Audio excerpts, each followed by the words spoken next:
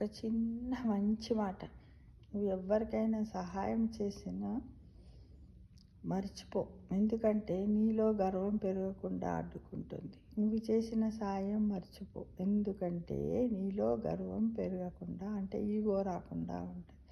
కానీ నేను వీనికి ఇది చేసిన, అది చేసిన అని అనుకుంటా పోయినాం అనుకోండి, గర్వం పెరుగుతూ ఉంటుంది ఫ్రెండ్స్. కాబట్టి మనం ఏంటంటే, మనకు ఎదురుగుండా ఎవరైనా మన సహాయాన్ని కోరి వచ్చినా, లేకపోతే ఎక్కడైనా అనుకోకుండా మనం సహాయం చేయవలసి వచ్చినా చేస్తూ ఉండాలి. కానీ ఆ చేసిన సహాయాలన్నీ మర్చిపోవాలి అంతే.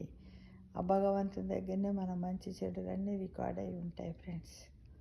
కాబట్టి అలా జరిగితేనే మనకు మంచిది అనేది మనము అనుకోవాలి ఫ్రెండ్స్, అంతే.